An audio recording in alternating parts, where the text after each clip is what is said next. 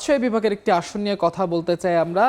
রাজশাহী বিভাগে আমরা পাবনা যেহেতু 5টি সংসদীয় আসন নিয়ে গঠিত, আমরা পাবনা 4 আসনটি নিয়ে কথা বলতে চাই। যে আসনটি পাবনা 4 আসনটি মূলত ঈশ্বরদী এবং আটঘরিয়া এই দুই উপজেলা নিয়ে গঠিত, যেখানে মোট ভোটার রয়েছে 4,34,000, যেখানে পুরুষ ভোটার রয়েছে 2,18,000 এবং নারী ভোটার রয়েছে 2,16,000 এবং এখানে মোট কেন্দ্র রয়েছে 129টি।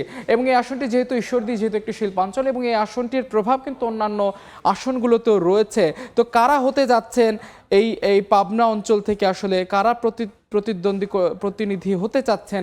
আসলে এই আসনে বিএনপির মনোনীত প্রার্থী হাবিবুর রহমান হাবিব, তিনি কিন্তু আসলে এইখান থেকে আসলে তিনি প্রতিদ্বন্দ্বিতা করতে যাচ্ছেন। তিনি কিন্তু একই সঙ্গে পাবনা জেলা বিএনপির আহ্বায়ক এবং বিএনপি চেয়ারপারসনের উপদেষ্টা। এখানে আসলে জামাতের মনোনীত প্রার্থী হয়েছেন আব্দুল্লাহ মোহাম্মদ তালেব মণ্ডল, তিনি একটু বলে রাখা ভালো, কিন্তু তিনি পাবনা জেলা জামাতের আমির। এবং এখানে এনসিপির প্রার্থিতা করছেন মোহাম্মদ আব্দুল মাজেদ। আমরা একটু এবং এছাড়াও কিন্তু আরও বেশ কিছু প্রার্থী এখানে রয়েছে। এখানে আরও বেশ কিছু প্রার্থী আসলে রয়েছে, বিশেষ করে সেখানে স্বতন্ত্র প্রার্থী হয়েছেন বিএনপির 2 জন, সেখান থেকে স্বতন্ত্র প্রার্থিতা করছেন।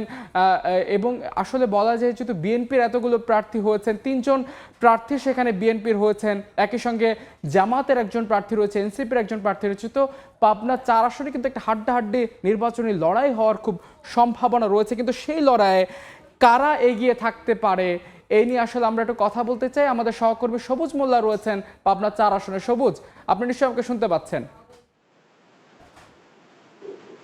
আসলে সময় যত ঘনিয়ে যাচ্ছে, নির্বাচন সময় ততই কিন্তু চলে আসছে। আগামী 12ই ফেব্রুয়ারি ত্রয়োদশ জাতীয় সংসদ নির্বাচন অনুষ্ঠিত হবে। আর এই নির্বাচনকে ঘিরে দলের নেতাকর্মীরা ভোট যারা দেবেন, ভোটারদেরকে ভোট আসলে কামনা করছেন। এদিকে যারা ভোট প্রদান করবেন তারাও কিন্তু নানা ধরনের সুযোগ সুবিধা নিয়েই কিন্তু ভোট প্রদান করবেন বলে কিন্তু আমাদেরকে জানিয়েছেন। এই মুহূর্তে আমরা রয়েছি পাবনা 4 আসনে। রূপপুরে আমার পেছনটা দেখতে পাচ্ছেন, আসলে পেছনটা দেখলে বোঝার মতো পরিবেশ থাকে যে আসনটি আসলে কত গুরুত্বপূর্ণ। রূপপুর পারমাণবিক প্রকল্প থেকে শুরু করে বিভিন্ন ব্যবসা প্রতিষ্ঠান রয়েছে এই পাবনা 4 আসনে। এই পাবনা 4 আসনে নির্বাচন যুদ্ধে যারা রয়েছেন তারা পাবনা জেলা বিএনপির আহ্বায়ক, বিএনপির পক্ষ থেকে হাবিবুর রহমান হাবিবকে প্রাথমিক মনোনয়ন দিয়েছেন দলটি থেকে। এছাড়া জামাতে এই আসনে নির্বাচন করছেন জেলা জামাতের আমির অধ্যাপক আবুল তালেব মণ্ডল। এই আসনে সবচেয়ে গুরুত্বপূর্ণ একটি ফ্যাক্ট থেকে যায়।